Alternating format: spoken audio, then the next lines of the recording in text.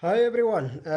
In this video I am going to show you about the assumptions and the sample size calculation for structural equation modeling. And in short, we do have three most important assumptions that should be checked and fulfilled for doing structural equation modeling. The first one is regarding with the sample size, and the second one is the multivariate normality assumption, and the third and the most important is the model specification, or the goodness of fit of the model should be checked.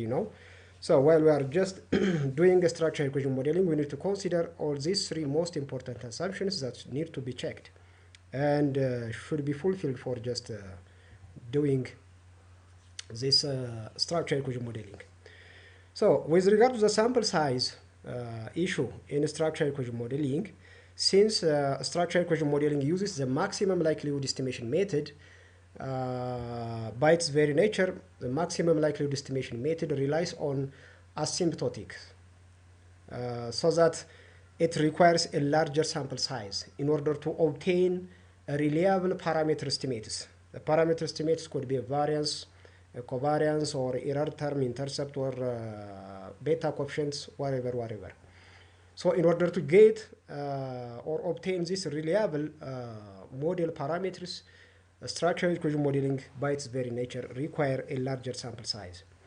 And by a rule of thumb, it has been said that at least in a minimum of 100 to 200 sample size is required for structural equation modeling.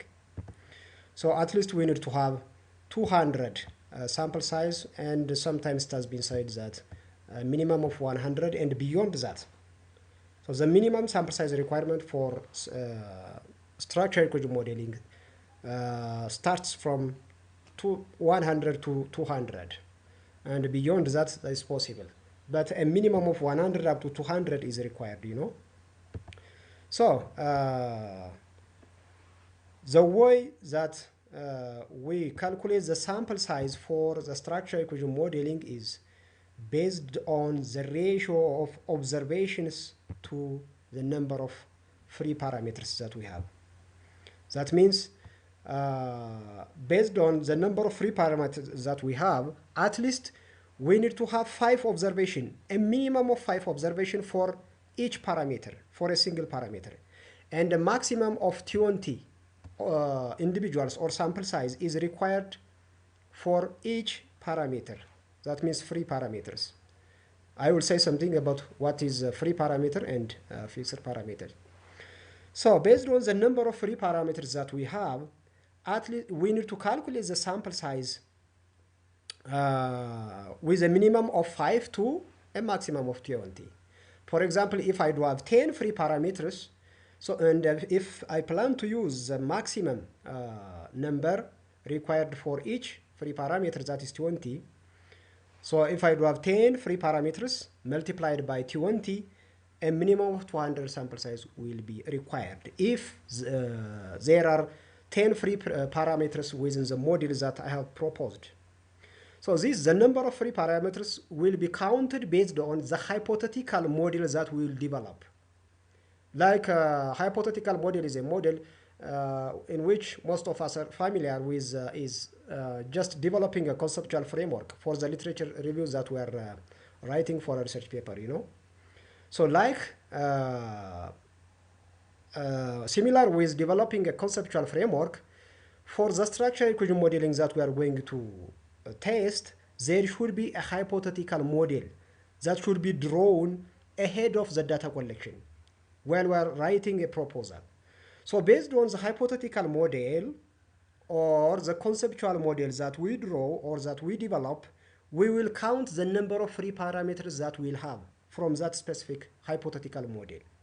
So based on the number of free parameters within that conceptual or hypothetical model, then we will multiply that free parameters either by the maximum number 20 until the minimum number 5. So by that way, we can calculate the sample size manually, and there's also an online software to calculate this sample size. I will show you how to calculate this sample size in an online sample size calculation software for structural equation modeling with the next video. So this is the general way how to just calculate the sample size for structural equation modeling. So we should be clear that structural equation modeling by its very nature requires a larger sample size, and we need to calculate the sample size based on the number of free parameters that we have, and the number of free parameters will be counted based on the hypothetical model or the conceptual model that we draw during the write-up of the proposal. Okay, so how do we know the number of free parameters or the number of parameters that we want to calculate the sample size? So in structural equation modeling, generally there are two types of parameters. Which are called fixed parameter and free parameter. So these are the most important terminologies that should be clear for us in order to use them for the calculation of the sample size. So two types of parameters are there: fixed and free parameter. So what is fixed parameter and what is free parameter should be clear for us. A fixed parameter are never estimated from the data. After we have developed the model with the collected data that we have in our hand, the fixed parameters are not going to be estimated within our data. So because they are fixed to be either 0 or 1. Since the parameters, like for example, it might be a beta coefficient or a variance or a standard error, whatever, or error term. If either of these are fixed to be 0 or 1, if we fix them to be 1 or 0, so no need to estimate them. So if they are fixed to be either 1 or to be 0, so they are not going to be estimated by the data that we have. So they are said to be fixed because they are fixed to be either 1 or 0. So no need to estimate them based on the data that we have. Okay. But there are conditions in which, if we are going to measure a latent variable with an observed indicators or items of questions, so there is a need to fix one of the items of questions to be either 1 or 0. Most of the time they are fixed to be 1. If we do, for example, 10 items of questions to measure depression or maybe anxiety or some other types of variable, so among the 10 items of questions, one of the item of the question will be fixed to be 0 or 1 to serve as a reference for the remaining 9 items of questions. So fixing this variable or one item of question will make this parameter or the factor loading for that specific question to be 1, makes it to be fixed. That is a fixed parameter. But free parameters are those parameters which are estimated based on our data. So the intercept, the beta coefficient, the variance, the error term, the covariance, which are not fixed to be 0 or 1 will be estimated. So their value will be varying. So we are going to estimate these parameters based on the data that we have.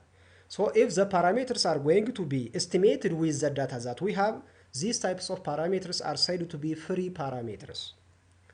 But those parameters which are not going to be estimated with the data we have and they are fixed to be 0 or 1, they are said to be fixed parameters.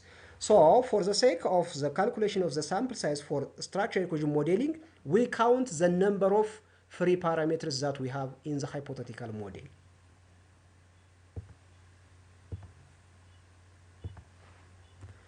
Okay, for example, in this diagrammatic representation, I have placed there the types of parameters in structural equation modeling as fixed and free. Those fixed parameters will have a fixed variance for each latent variable to be 1. So for measuring a latent variable, one of the items of the questions will be fixed to be 1, as I have said before.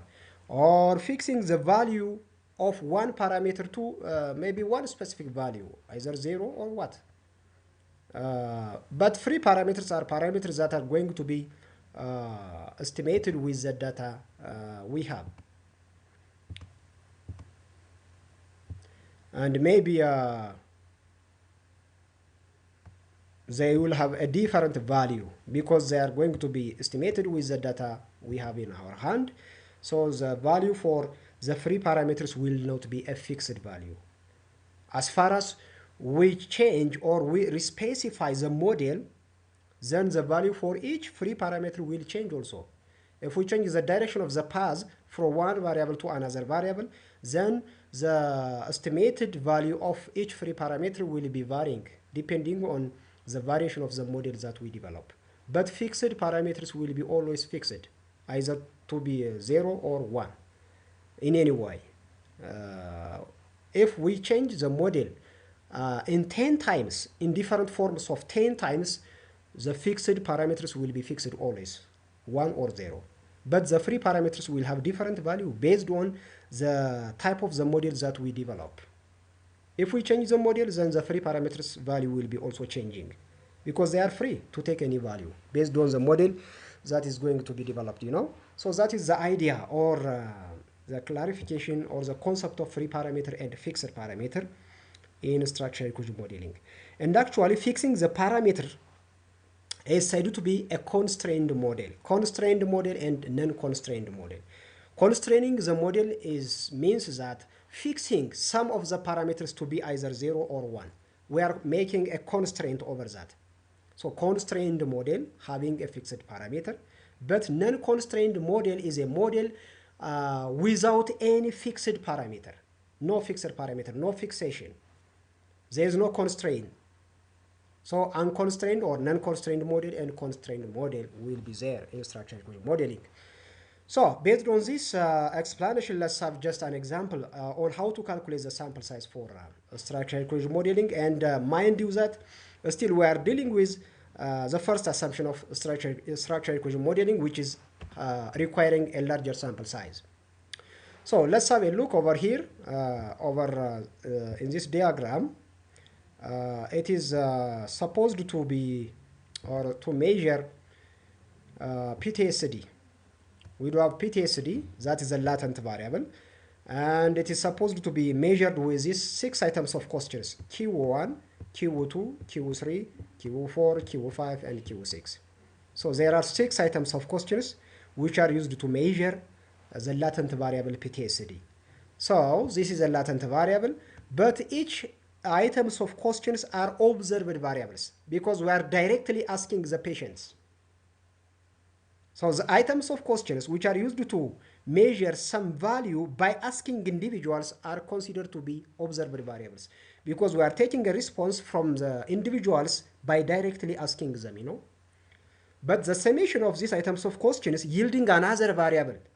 So the composite variable will be taken as a latent variable, that is PTSD. So in measuring PTSD with these 6 items of questions, have a look at on the factor loadings of each path. For example, the path from PTSD to Q1 is having a factor loading of 1 because it is fixed to be 1.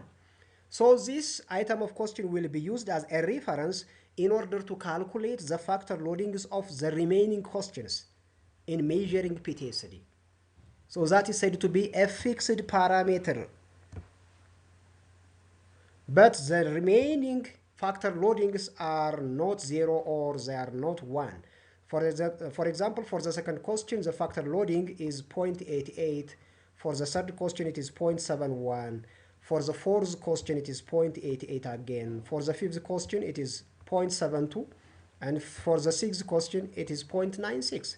So the remaining items of questions from Q2 up to Q6 are free parameters because they are estimated from the data set. But the first question, this one, is not estimated from the data. Rather, it is a fixed value, 1.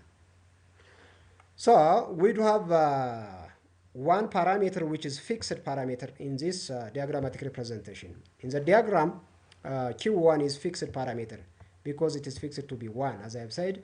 And questions from 2 up to 6 are free parameters, which are 5 in number. So we should count the number of free parameters. And again, the error terms or the variances of each items of questions are estimated from the data set that we have. There is no fixed value here. So there are 6 variances in items of questions and 1 variance in the latent variable. Therefore, 6 error terms or variances are again taken to be a free parameter. And plus the intercepts. Here, within the rectangular shape of these items of questions, the value, for example, here 0.44, 0.34, 0.27, 0.32, 0.26, all these are intercepts. But the latent variable does not have intercept here. Rather, it have only a variance. So we need to count the intercepts because the intercepts are also estimated from the data. So there are 6 intercepts within this diagrammatic representation. So totally, how many free parameters would be there is the summation of all the free parameters.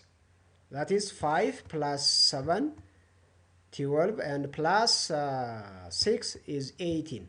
So totally we do have 18 free parameters. 18 free parameters. So what would be the sample size for this diagrammatic or hypothetical model is 18 multiplied by, if we take the maximum number, 20. So 18 by 20 would be the sample size for this hypothetical model. And the next example is here again displayed having I think 9 variables. There are 9 variables: marital satisfaction, social support, anxiety, depression, fear of birth, health-related quality of life, life-threatening events, the trauma, and finally the PTSD. So if you count over here, 1, 2, 3, 4, 5, 6, 7, 8, 9. 9 variables are there. And for all these 9 variables, there are paths from the one variable to the other, from one variable to the other. And I have placed a number in order to count the number of paths over here. So totally we do have 17 paths, which are estimated by the data set.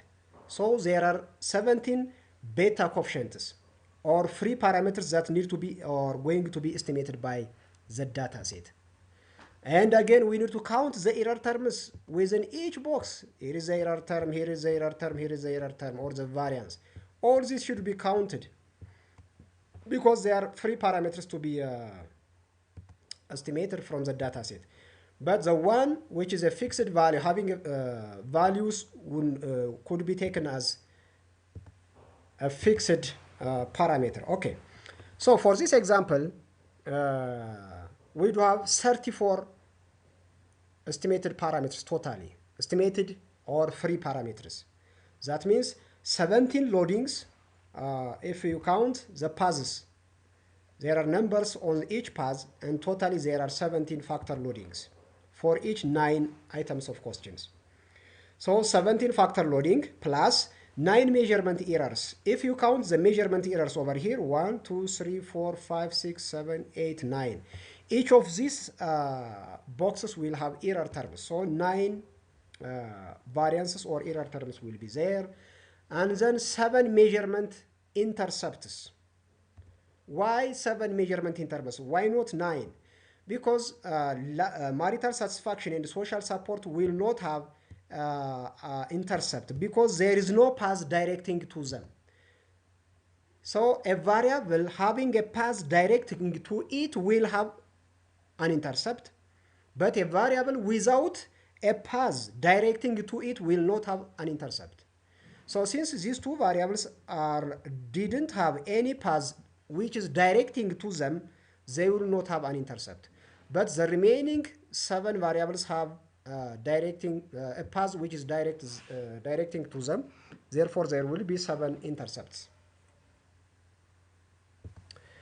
Okay, so totally 17 path coefficients or factor loadings plus 9 measurement error or variance and plus 7 intercepts will be the total number of free parameters. That is 34. So 34 multiplied by 20, if we take the maximum number, totally we need to have at least a minimum sample size of 680. So that is the way how we can calculate the sample size for a structural equation modeling. And the next, second assumption for structural equation modeling is multivariate normality. You know, normality, normal distribution. In any classical regression, you know, the data should be normally distributed, especially for continuous types of outcome variables. The data should be normally distributed. It has been well known. And it has been said that normal distribution of variables. But in structural equation modeling, it is named as multivariate normality. Because the word multivariate refers to, in structural equation modeling, we will have more than one outcome variable at a time. A number of outcome variables will be there. So all the outcome variables should be normally distributed. And we have said in the previous videos that one variable in structural equation modeling simultaneously can be an outcome variable and it can be an independent variable. So we will have a number of outcome variables at a time and simultaneously will be estimated using that statistical model, you know. So since we will have more than number of or more than one outcome variable, all the outcome variables should be normally distributed. And we need to check the normal distribution of each outcome variable by using the normality test or the normality distribution test, either by using stata or spaces or whatever we prefer in the softwares. And the last and the third most important assumption is a correct model specification. That means after fitting the model should be checked whether it is well fitted with the data or not. And actually we have said it with a previous model, in a previous video, how to check model fitness in structural equation modeling.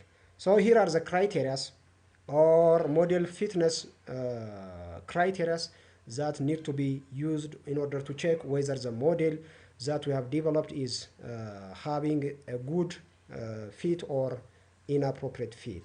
So we need to check all these three most important assumptions of structural equation modeling. You know, given all these three most important assumptions are fulfilled, then the results that we are going to deal or discuss and interpret and conclude will be the right information.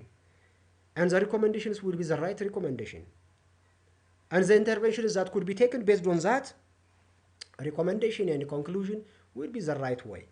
But if the assumption is not fulfilled, then the result will be a misleading result, you know. And if we interpret and results that misleading results, then the interventions, the recommendations, blah blah things will be nonsense, you know. So checking the assumption of a certain model is a very fundamental in order not to be misled, you know. A mislead information will lead us a mislead conclusion, a mislead result and discussion, and finally a misleading recommendation and a misleading intervention. Therefore, checking the assumption of models is very fundamental in order to arrive at the right result or at the right recommendation and at the right intervention. So that's really very fundamental. Unless and otherwise we check all these requirements, then finally our intervention and our effort will be multiplied by 0, you know. So this is what I have to tell you in this video, and really it will be very interesting for you. So I will just show you how to calculate the sample size for the structural equation modeling, in short, with a separate video with a software, especially an online software, in the next video. So thank you for watching. Have a nice time. Bye bye.